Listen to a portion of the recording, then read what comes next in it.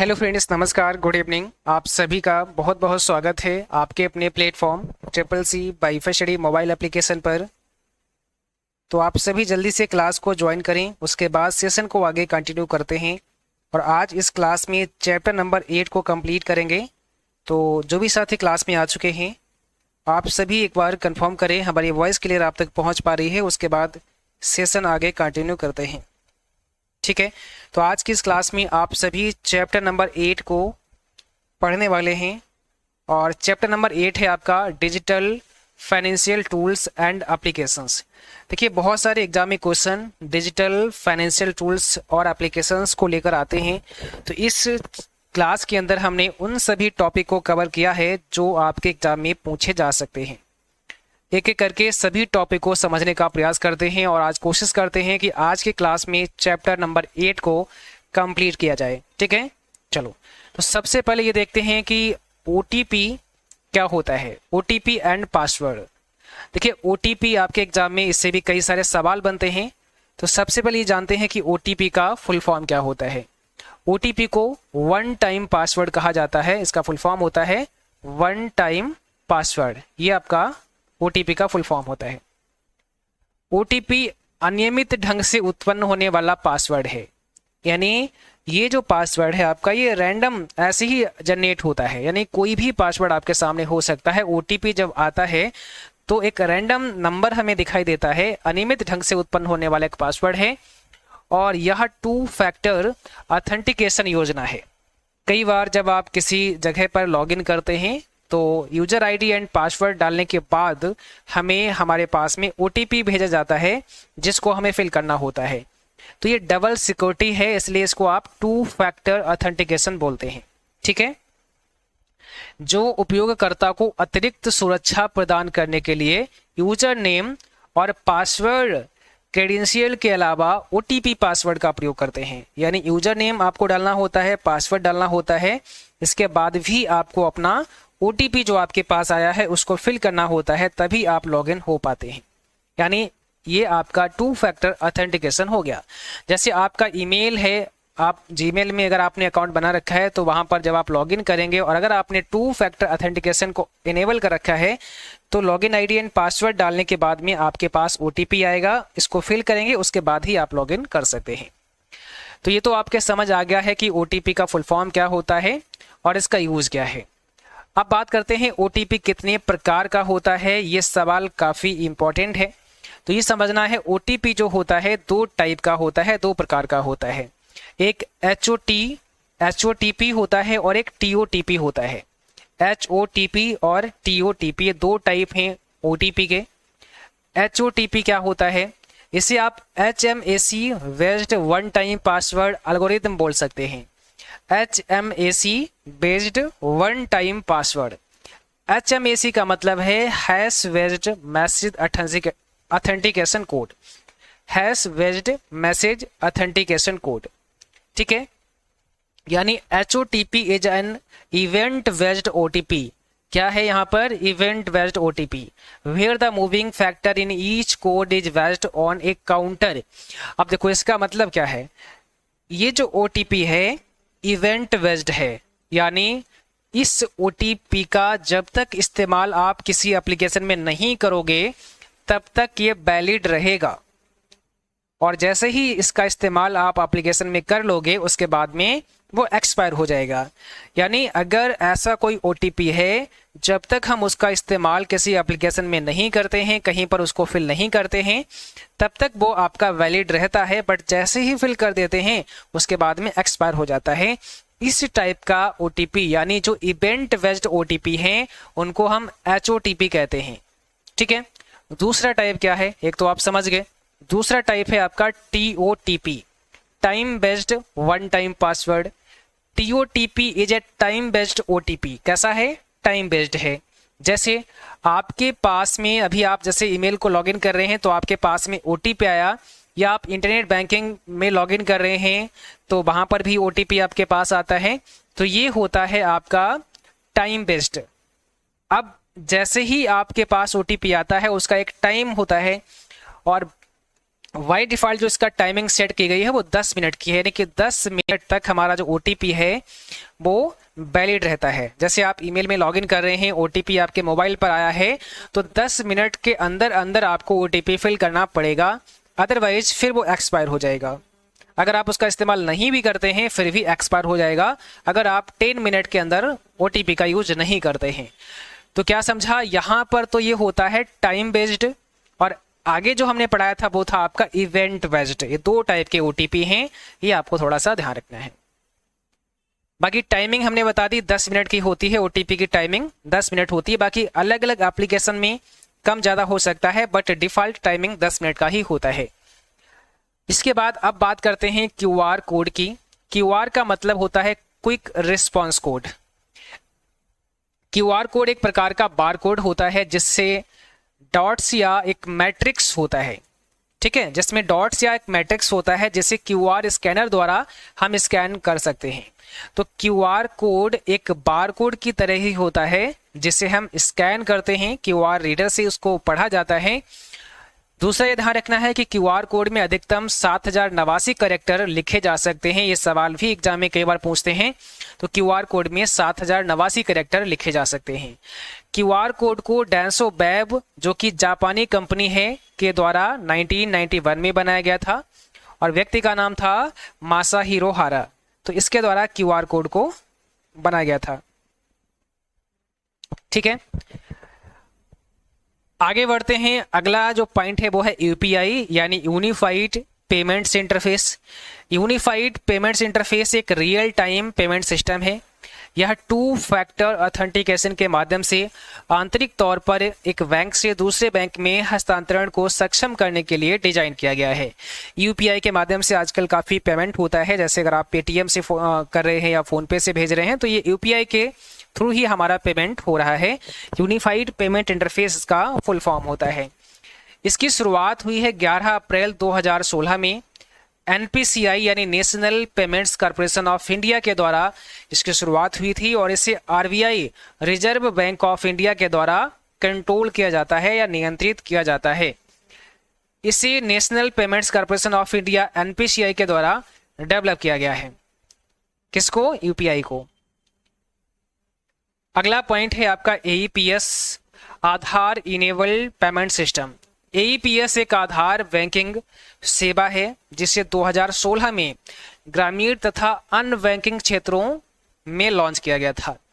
यानी AEPS जो है आपका आधार बेस्ड सर्विस है, आधार इनेबल्ड पेमेंट सिस्टम है, ठीक है। तो ग्रामीण क्षेत्रों में तथा जहां पर बैंकिंग नहीं था वहां पर इसे लॉन्च किया गया था 2016 में। और इसकी सर्विसेज क्या है? तो हम कैश विड्रॉल कर सकते हैं, कैश डिपॉजिट कर सकते हैं, बैलेंस की इंक्वायरी कर सकते हैं, अकाउंट ओपन कर सकते हैं, मिनी स्टेटमेंट हम देख सकते हैं, आधार टू आधार फंड ट्रांसफ़र कर सकते हैं, ऑथेंटिकेशन, भीम आधार पे, ये सारी जो सर्विसेज हैं वो इसमें शामिल हैं। और मिनिमम मैक्सिमम जो ट्रांजैक्शन है वो हम 10,000 का कर सकते हैं। सॉरी, यहाँ पर मैक्सिमम होगा 10,000 का हम ट्रांजैक्शन इससे कर सकते हैं। अगला जो पॉइंट है वो है USSD यानी अनस्ट्रक्चर्ड सप्लीमेंट्री सर्विस डेटा।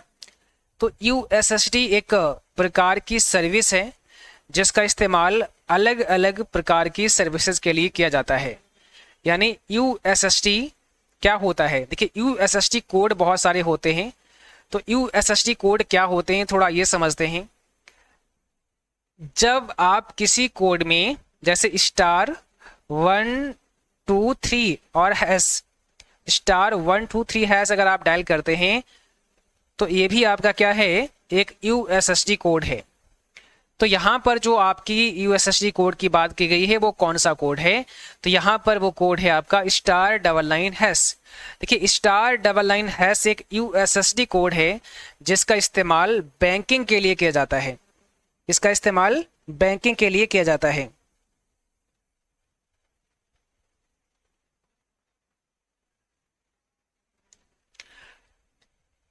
इस कोड का इस्तेमाल करके आप बैलेंस जानकारी ले सकते हैं तथा मिनी स्टेटमेंट भी देख सकते हैं। यानी *99# एक USSD कोड है और इसका इस्तेमाल बैंकिंग के लिए किया जाता है। इस कोड का इस्तेमाल करके आप बैलेंस जानकारी ले सकते हैं और मिनी स्टेटमेंट भी देख सकते हैं। देखिए, जो आपके फीचर फ़ोन थे, छोटे वाले जो फ़ोन थे ना, उनके लिए एक व्यवस्था बनाई गई थी। अगर बैंकिंग का जो वर्क था वो वहाँ पर भी हम कर सकते थे। जैसे अगर आपको बैलेंस की जानकारी लेनी है, स्टेटमेंट आपको देखना है, तो ये सारे काम हम USSD कोड के थ्रू कर सकते थे, *99# के थ्रू कर सकते थे। दूसरा, अगर आपसे पूछें कि ये सर्विस कितनी भाषाओं में काम करती है, तो 12 भाषाओं में काम करती है। 12 लैंग्वेज में ये सर्विस आपकी काम करती है। और हिंदी में इस सर्विस का लाभ लेना है तो *99*22# हमें डायल करना होता है। *99*22# कोड डायल करेंगे हिंदी के लिए। तो ये भी सवाल एग्जाम में कई बार आता है कि हिंदी के लिए कौन सा कोड डायल करते हैं, तो ये आपको ध्यान रखना है। ठीक है, चलो अब इसके बाद आगे बात करते हैं। अगला जो पॉइंट है वो है QSAM सर्विस। एक नाम सुना होगा आपने QSAM का, query service on Aadhaar mapper. ये सर्विस है क्या? QSAM सर्विस NPCI के द्वारा लॉन्च की गई है और यह एक USSD पर आधारित सर्विस है। इस सेवा से आप आधार सीडिंग स्टेटस की जानकारी प्राप्त कर सकते हैं। आधार सीडिंग की स्टेटस जानने के लिए आप *99*99# कोड डायल करते हैं। तो आधार सीडिंग की स्टेटस अगर आपको जाननी है कि हमारा आधार बैंक से लिंक है या नहीं, या फिर कहाँ कहाँ हमारा आधार लिंक है, तो वो जानकारी आपको यहाँ इस सर्विस से मिलेगी, जिसका कोड होता है *99*99#। ठीक है, QSAM का फुल फॉर्म भी आपको याद रखना होगा, ये भी इंपॉर्टेंट है। अगला पॉइंट है E-वॉलेट। देखिए, अगर हम बात करते हैं E-वॉलेट तो इसका मतलब होता है इलेक्ट्रॉनिक वॉलेट। क्या होगा? Electronic wallet. E-वॉलेट का फुल फॉर्म होता है। अब एक सवाल आपसे बनता है कि पहला E-वॉलेट कौन सा है? फर्स्ट E-वॉलेट की बात की गई है। फर्स्ट E-वॉलेट है ऑक्सीजन वॉलेट। पहला E-वॉलेट ऑक्सीजन वॉलेट है। इसे 2004 में लॉन्च किया गया था, यानी 2004 में ऑक्सीजन वॉलेट को लॉन्च किया गया था। ये आपको ध्यान रखना है, सबसे पहला E-वॉलेट है। तथा ICICI बैंक ने इंडिया का पहला E-वॉलेट ICICI पॉकेट लॉन्च किया है। ये भी आपको ध्यान रखना है। ICICI बैंक ने इंडिया का पहला E-वॉलेट ICICI पॉकेट लॉन्च किया। अगला जो पॉइंट है वो है आपका पॉइंट ऑफ सेल, यानी POS। POS का फुल फॉर्म होता है पॉइंट ऑफ सेल। अब अगर आपसे पूछे कि पॉइंट ऑफ सेल होता क्या है, तो पॉइंट ऑफ सेल यानी POS वह जगह है जहां लेन देन होता है। POS प्रणाली लेन देन करने का उपकरण है। मूल रूप से POS सिस्टम एक पूर्ण लेन देन प्रक्रिया बनाने के लिए हार्डवेयर एवं सॉफ्टवेयर का कॉम्बिनेशन होता है। जैसे आप किसी शॉपिंग मॉल पर गए, ठीक है, तो वहां पर आपने जो भी परचेज की, जो भी आपने खरीदारी की, तो उसका हमें पेमेंट भी करना होता है। तो हम POS काउंटर पर जा सकते हैं, यानी हम वहां पर पॉइंट ऑफ सेल जहां पर होगा वहां पर हम जा सकते हैं और अपना पेमेंट कर सकते हैं। तो पॉइंट ऑफ सेल कई चीज़ों से मिलकर बना होता है। इसमें हार्डवेयर एंड सॉफ्टवेयर दोनों शामिल होते हैं। जैसे POS हार्डवेयर हो गया, बारकोड स्कैनर हो गया, क्रेडिट कार्ड रीडर हो गया, ठीक है, रिसीट प्रिंटर हो गया, कैश ड्रॉवर हो गया। तो ये सारी चीज़ों को मिला करके ही हम POS बोलते हैं। केवल जो आप देख रहे हैं ना, छोटी सी जो माइक्रो ATM होता है, उसमें कार्ड स्वाइप करके पेमेंट करते हैं, केवल उसी को POS नहीं बोला जाता है। सभी को मिला करके एक नाम दिया गया है पॉइंट ऑफ सेल का, जिसे हम POS के नाम से जानते हैं। अगला सवाल है इंटरनेट बैंकिंग। इंटरनेट बैंकिंग एक ऑनलाइन बैंकिंग सिस्टम है जिसे यूजर आसानी से इस्तेमाल कर सकता है। इंटरनेट बैंकिंग से क्या है कि आप घर बैठे बैंकिंग का लाभ ले सकते हैं। किसी को पैसे भेजने हैं तो आप भेज सकते हैं, या फिर और भी स्टेटमेंट वगैरह आप चेक कर सकते हैं। नेट बैंकिंग की शुरुआत 2015 में हुई थी। NEFT और RTGS के द्वारा आप फंड ट्रांसफर कर सकते हैं।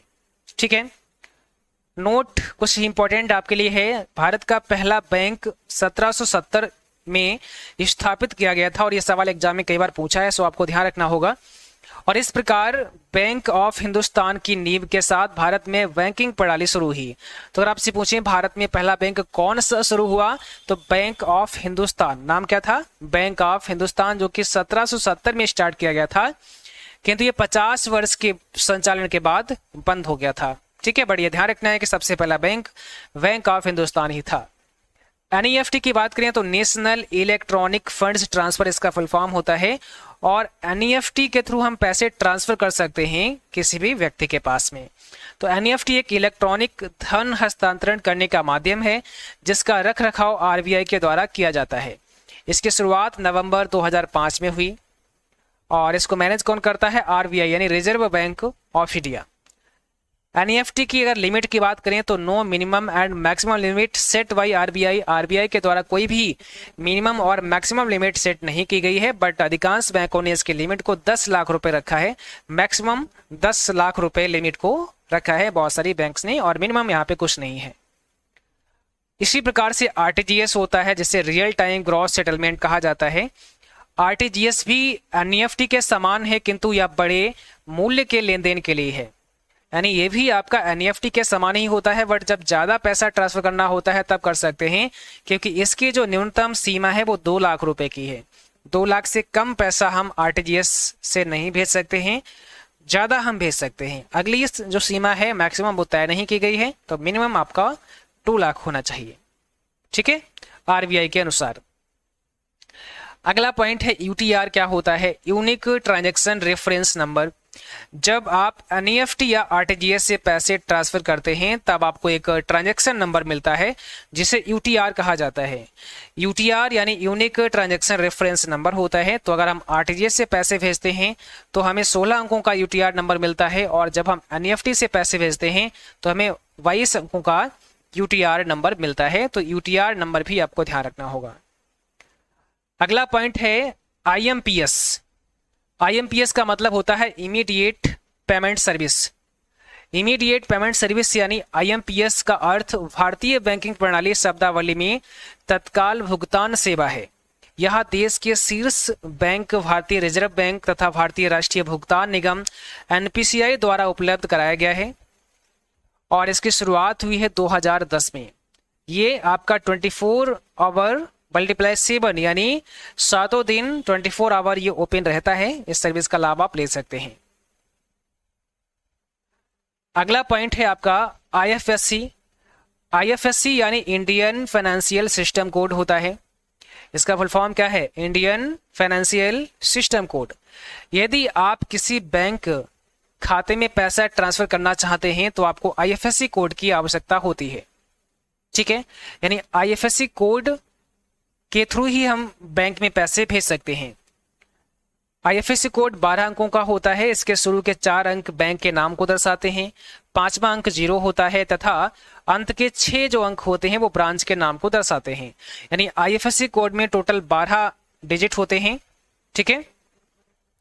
और सॉरी, यहाँ पर 12 मैंने लिखा, ये 11 होना चाहिए ना, टोटल 11 अंक होते हैं। तो आईएफएससी कोड में टोटल 11 डिजिट होते हैं। शुरुआत के 4 डिजिट जो होते हैं वो बैंक नेम को दर्शाते हैं कि कौन सा बैंक है, 5वां 0 होता है, और अंत के 6 क्या होते हैं? ब्रांच नेम को बताते हैं कि कौन सा ब्रांच है। जैसे एक शहर में अगर 2 ब्रांच हैं तो लास्ट के जो 6 डिजिट होंगे वो अलग अलग होंगे, बाकी का सेम होगा। इसी प्रकार से कोड होता है स्विफ्ट कोड, जो भी एग्जाम में काफी पूछते हैं। Society for world wide international financial telecommunication का फुल फॉर्म होता है, और इसका इस्तेमाल इंटरनेशनल पैसा ट्रांसफर करने में होता है। अगर हम विदेश में पैसा भेजना चाह रहे हैं या वहां से पैसा मंगाना चाह रहे हैं तब हमें इस कोड की आवश्यकता पड़ती है। यानी आईएफएससी कोड के साथ साथ में तब हमें स्विफ्ट कोड की भी आवश्यकता होती है अगर हम विदेश से पैसा मंगा रहे हैं या पैसा भेज रहे हैं। और इसकी शुरुआत हुई थी 1973 में, 1973 में इसकी शुरुआत हुई थी स्विफ्ट कोड की। तो ये पॉइंट भी आपको याद रखना है, ठीक है। तो इस प्रकार से आज की क्लास में हमने वो सारे इंपॉर्टेंट पॉइंट डिस्कस किए हैं जो आप सभी के एग्जाम के लिए काफ़ी इंपॉर्टेंट हैं। ये सभी पॉइंट आपको अच्छे से तैयार करना है, और इसका अभी पीडीएफ भी मिलेगा, तो वहाँ पर बैठ करके ये सारी चीज़ें आसानी से आप लोग पढ़ सकते हैं।